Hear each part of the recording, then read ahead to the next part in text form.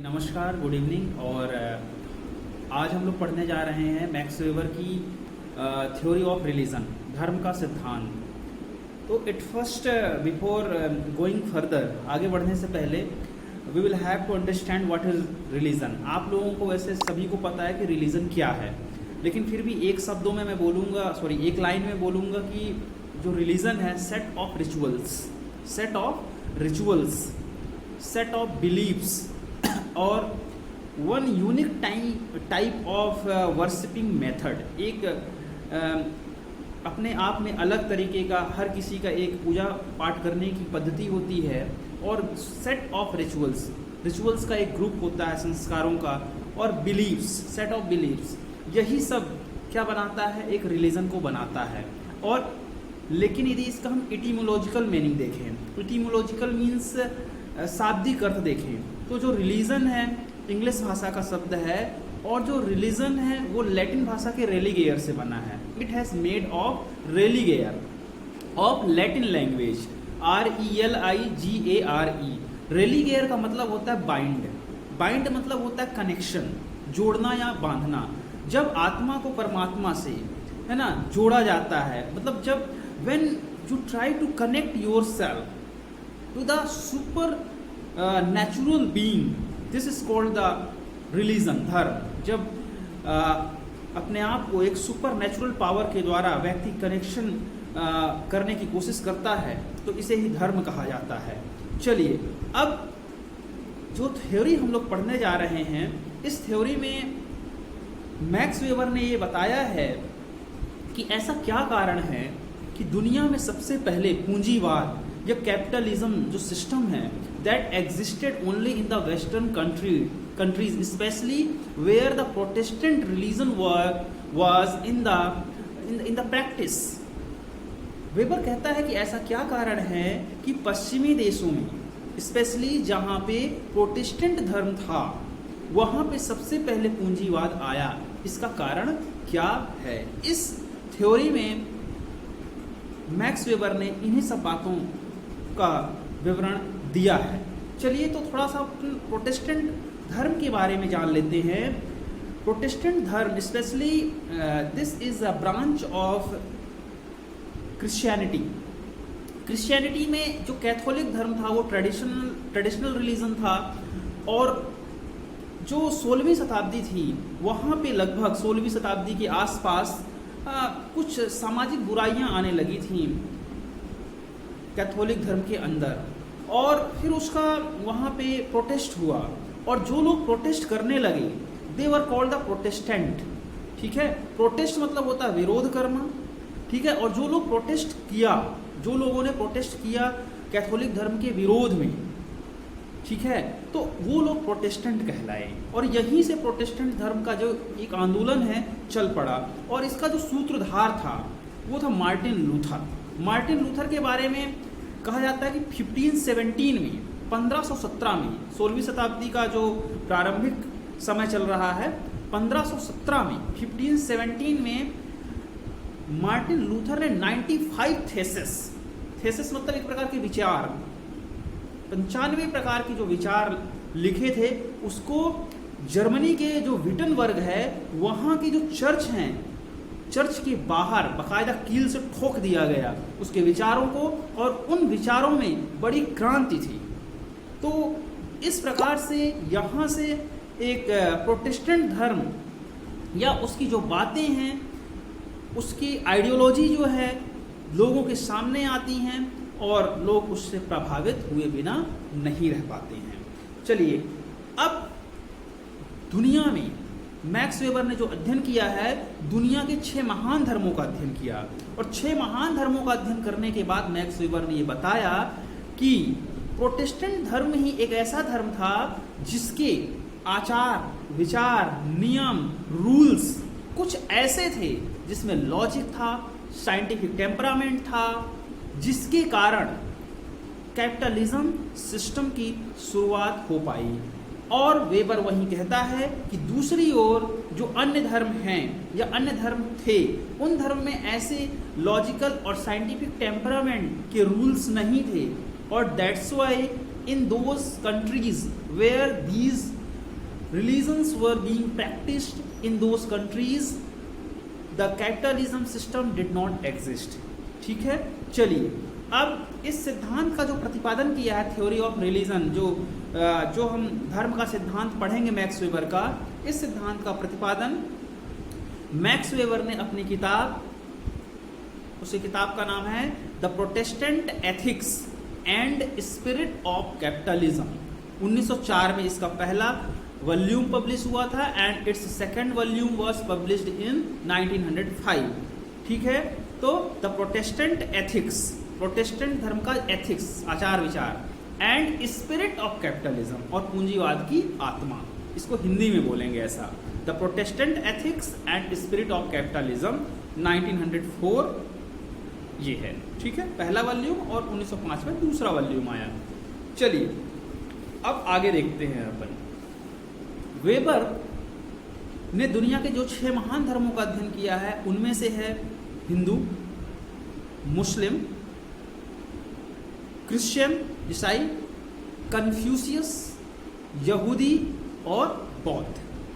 ठीक है, इन धर्मों का अध्ययन किया है, 6 महान धर्मों का।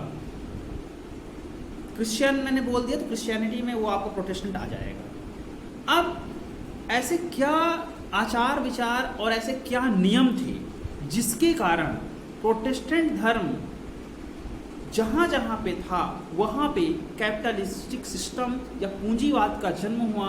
What were the reasons, what were the rules, what were the ethics of Protestant religion? Let us see, चलिए उसको देखते हैं। सबसे पहले प्रोटेस्टेंट रिलीजन क्या करता है? It gives the importance of time.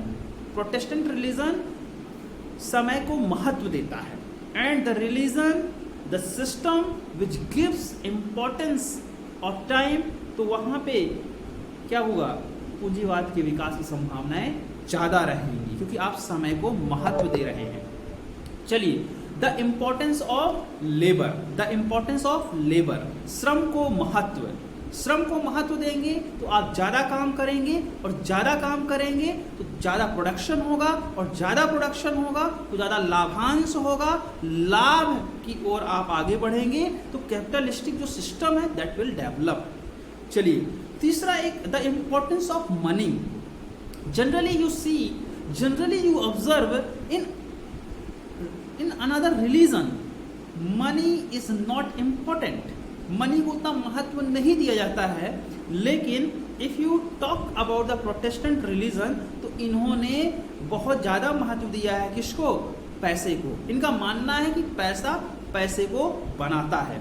चलिए आगे, सेविंग द मनी, मनी को बचाना है ना, संग्रह करना, जबकि बहुत सारे धर्मों में संग्रह की बात कही ही नहीं गई है, कहा गया कि संग्रह नहीं करना चाहिए, लेकिन यहाँ पे सेविंग, मनी के सेविंग की बात कही गई है प्रोटेस्टेंट धर्म में। ठीक है, एक पैसा बचाना एक पैसा कमाने के बराबर है, दिस इज अ थ्योरी। ठीक है, ऐसी बातें कही गई हैं प्रोटेस्टेंट रिलीजन में। गिविंग मनी ऑन डेब्ट, पैसा ब्याज के रूप में देना, पैसा ऋण के रूप में देना। अन्य धर्मों में ऐसी बातें नहीं कही गई हैं, लेकिन प्रोटेस्टेंट धर्म में ऐसी बात कही गई है। फिर getting sleep early in the morning, getting sleep early in the night and getting up early in the morning, रात को जल्दी सो जाइए और सुबह जल्दी उठिए। फिर मटेरियलिस्टिक जो चीज़ें हैं, भौतिकतावादी चीज़ें जो हैं, उनके यूज पर बल दिया गया है। अन्य धर्मों में ऐसी बातें नहीं की गई हैं। फिर honesty is the best policy, कहा गया है कि ईमानदार रहिए, और व्यापार करने के लिए भी थोड़ी ईमानदारी तो चाहिए ही चाहिए। ठीक है, आइडलनेस और लेजीनेस, सुस्त आदमी या आलसीपन को कोई भी महत्व नहीं दिया गया है, मतलब आपको एनर्जेटिक रहना है, you have to do the work. ठीक है, फिर बी इंडस्ट्रियस, इंडस्ट्रियस मीन्स काम करने वाला बनिए, है ना, you don't have to sit without any work, बिना काम के बैठना नहीं है। बी पंक्चुअल, और पंक्चुअल रहिए, निष्ठावान रहिए, समय के प्रति एक निष्ठ रहिए और समय पर सारे काम करिए। तो these were the rules of the Protestant religions these were the ethics. और ये एथिक्स, ये पूरा का पूरा जो सिस्टम है, इस सिस्टम ने एक प्रकार से पूंजीवाद का जो विकास है उसको गति प्रदान की। ठीक है, चलिए अब आगे बात करते हैं अपन।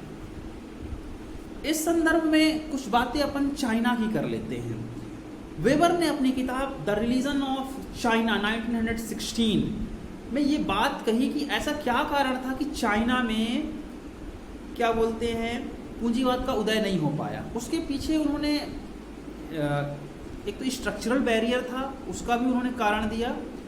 उन्होंने ये बताया कि जो चाइना का जो सोसाइटी था दैट वाज ट्रेडिशनल, पूरा का पूरा ट्रेडिशनल सोसाइटी था, और वहाँ पे प्रोडक्शन होता था, ऐसा नहीं था कि प्रोडक्शन नहीं होता था, लेकिन उस प्रोडक्शन के लिए मार्केट, ग्लोबल मार्केट इकोनॉमी नहीं थी।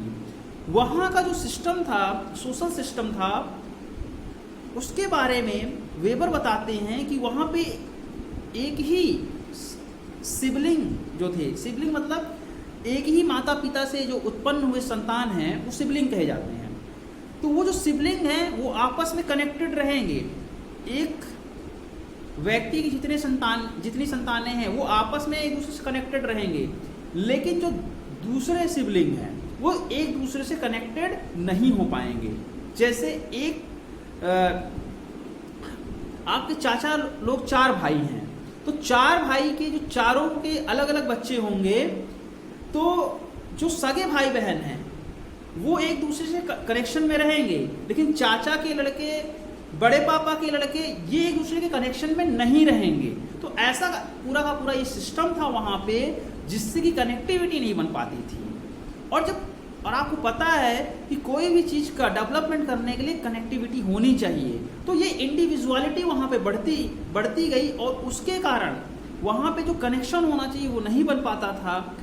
ये तो पूरा एक सोशल और स्ट्रक्चरल बैरियर था पूंजीवाद के विकास ना हो पाने का। दूसरी चीज़, चाइना में एक कन्फ्यूशियस धर्म था, और कन्फ्यूशियस जो रिलीजन है that was giving the importance of the culture, वो कल्चर को बहुत ज़्यादा महत्व देता था, और कल्चर को महत्व देने के साथ वहाँ पे ये माना जाता था कि जो भी बड़े बड़े पोस्ट हैं, जो बड़े बड़े पद हैं, ठीक है, प्रोडक्शन में या कोई और अन्य काम किसी फैक्ट्री में, तो जो सबसे बड़ा पद होता था उस व्यक्ति को दिया जाता था जो कल्चर के मामले में जिसका ज्ञान ज़्यादा हो। ट्रेडिशन के मामले में जिस व्यक्ति का ज्ञान ज़्यादा होता था उसको वो टॉप के पोस्ट पर बैठाते थे, भले ही उसका टेक्निकल नॉलेज कुछ हो या ना हो। जबकि अगर आप कितने भी टेक्निकल फील्ड के नॉलेज हो आपको, आप चाहे कुछ भी कर लें, आप टॉप पोस्ट पर नहीं जा सकते जब तक आप कल्चर और ट्रेडिशन पूरी तरह से, बहुत अच्छी तरह से ना जानते हों। तो ये एक फॉल्ट था वहाँ के चाइना के सोसाइटी में, जिसके कारण वहाँ पे पूंजीवाद के विकास की संभावनाएं नहीं रह गई थी। एक कारण और बताया जाता है कि चाइना के सोसाइटी में निपोटिज्म या फेवरेटिज्म, निपोटिज्म मतलब भाई भतीजावाद, फेवरेटिज्म मतलब जो हमारा फेवरेट है उसी को हम टॉप पर बैठाएंगे। तो ये सारी चीज़ें अगर किसी सोसाइटी में हैं तो वहाँ पे लॉजिकल, रैशनल, साइंटिफिक, ये सब टेम्परामेंट का विकास नहीं हो सकता है। और लॉजिक, साइंटिफिक टेम्परामेंट है ना, रैशनैलिटी, रिटन रूल्स, ये सब कुछ एक पूंजीवादी समाज में होना आवश्यक है। एक ऑफिस में ये सब चीज होना जरूरी है, तभी वहां पे पूंजीवाद का विकास हो पाएगा। और ये सब चीज चाइना के सोसाइटी में नहीं था। मैं आपको और बताना चाहूँगा, चाइना में एक और रिलीजन ताओवाद के बारे में मैं बता देना चाहता हूँ। उसका ज़्यादा वर्णन नहीं किया है वेबर ने, लेकिन जो ताओवाद है, ताओवाद भी वहाँ का एक एंशियंट रिलीजन था, लगभग 5वीं से 6वीं शताब्दी के मध्य में। तो जो ताओवाद है दैट वाज मिस्टिकल रिलीजन, एक रहस्यवादी धर्म था।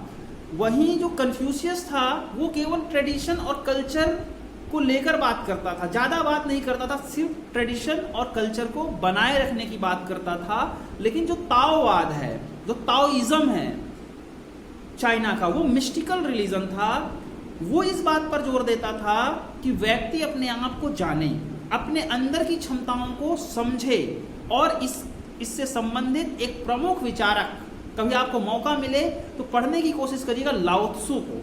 लाओ त्सु या लाओ जू कहीं कहीं कहा जाता है। लाओ त्सु ने अपने शरीर के अंदर जाकर अपने आप को देखने और पूरे वर्ल्ड को, पूरे जगत को देखने की सलाह दी है और कहता है कि आप अपने शरीर के अंदर से पूरे विश्व को देख सकते हैं। बहुत ही मिस्टिकल, बहुत ही रहस्यवादी संत था लाओ त्सु।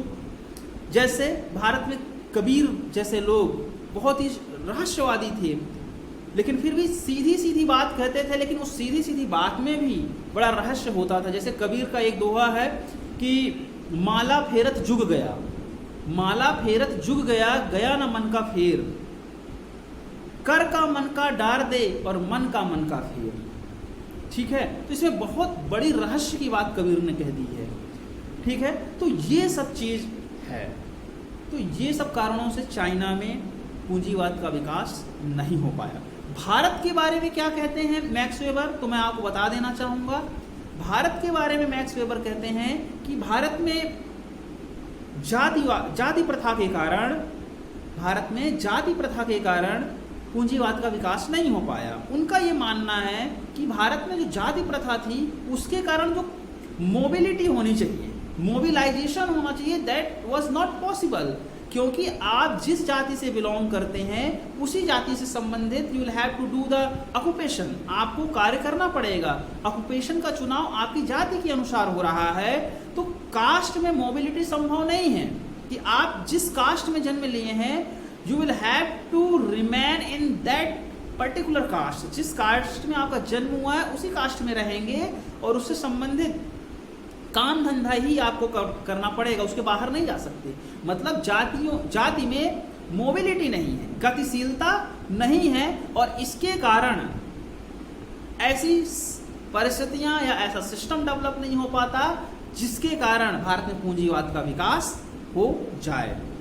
ठीक है, और भारत में उन्होंने ये भी कहा कि भारत में भाग्य पर ज़्यादा जोर दिया गया है और भारत में धर्म, अर्थ, काम और मोक्ष जैसी ये जो धर्म अर्थ काम और मोक्ष जैसे जो कुछ सिस्टम है, ये अंदरूनी इनर वर्ल्ड की बात करती हैं, बाह्य जगत की बात नहीं करती हैं। धर्म हो गया, अर्थ हो गया, काम हो गया, मोक्ष हो गया। मोक्ष क्या है? मोक्ष मतलब कर्म से मुक्ति पा जाना, emancipation from the cycle of the birth. Birth से मुक्ति पाने का माध्यम क्या है? मोक्ष है। भारतीय और हिंदू परंपराओं के अनुसार कि आपका जो अल्टीमेट गोल है वो मोक्ष पाना है। और मोक्ष कैसे पाएंगे आप? कर्म के सिद्धांत से या कर्म से मुक्ति पाकर। कर्म का जो चक्कर है, कर्म का जो पहिया चल रहा है, उससे मुक्ति होकर, उससे मुक्त होकर आप जो है मोक्ष पा सकते हैं। तो ये कुछ कारणों को दोषी माना है, या इन कारणों के कारण भारत में पूंजीवाद का विकास नहीं हो पाया, ऐसा मानना मेरा नहीं, ऐसा मानना है मैक्स वेबर का। लेकिन मैक्स वेबर के इस बात की आलोचना मिल्टन सिंगर जैसे विद्वान करते हैं और कहते हैं कि ऐसा नहीं है। भारत में जो कर्म का सिद्धांत है, भारत का कर्म का सिद्धांत दुनिया को मार्ग दिखाता है। और कर्म के सिद्धांत का मतलब ये नहीं है कि आप, भारत में जो कर्म का सिद्धांत दिया गया है इसका मतलब ये नहीं है कि आप पूरी तरह से काम करना छोड़ दें, है ना। ये मिल्टन सिंगर जैसे विद्वान कहते हैं और कहते हैं कि वो कहते हैं कि मैं मैक्स वेबर से सहमत नहीं हूँ। तो ये सिद्धांत था मैक्स वेबर का। मैक्स वेबर ने उसके बाद फिर इस्लाम के बारे में भी कहा है, बौद्ध धर्म के बारे में भी कहा है, ठीक है, ऐसे यहूदियों के बारे में भी कहा है। तो सारे धर्मों का, 6 महान धर्मों का अध्ययन करने के बाद कहा कि जो 5 धर्म थे, इन 5 धर्म के जो आचार विचार हैं, हर धर्मों के अपने सिद्धांत होते हैं और उन्हीं के आधार पर उस धर्म का संचालन होता है पूरी तरह से। तो मैक्स वेबर ने कहा है कि ये 5 धर्म में ऐसी खूबियाँ, ऐसे आचार विचार, ऐसे नियम मौजूद नहीं थे, लेकिन प्रोटेस्टेंट धर्म एक ऐसा धर्म था जिसमें पूंजीवाद से संबंधित तत्व मौजूद थे, और इसीलिए पश्चिमी देशों में, स्पेशली ऐसे देशों में जहाँ पे प्रोटेस्टेंट धर्म था, एग्जिस्टेंस उसका था, वहाँ पे पूंजीवाद का जन्म सबसे पहले हुआ। ठीक है, तो ये था मैक्स वेबर का धर्म का सिद्धांत। एक बात मैं अंत करने से पहले ये आपको बता दूं, मैक्स वेबर कहते हैं कि जिस देश की धार्मिक व्यवस्था जैसी होती है, जिस देश की धार्मिक व्यवस्था जैसी होती है, वैसा ही उस देश का सामाजिक और आर्थिक विकास होता है। और मार्क्स क्या कहता है, ध्यान रखिएगा, मार्क्स कहता है जिस देश की जैसे आर्थिक स्थिति होती है, उस देश की सामाजिक और धार्मिक व्यवस्था वैसी ही होती है। मतलब मैक्स वेबर जो रिलीजन है, धार्मिक व्यवस्था पर जोर देता है, और कार्ल मार्क्स आर्थिक व्यवस्था पर जोर देता है। कार्ल मार्क्स ने तो धर्म की बहुत आलोचना भी की है, उसके बारे में हम बात नहीं करेंगे, जब हम मार्क्स को पढ़ेंगे तब फिर अलग से चर्चा करेंगे। चलिए आज के लिए इतना ही, थैंक यू।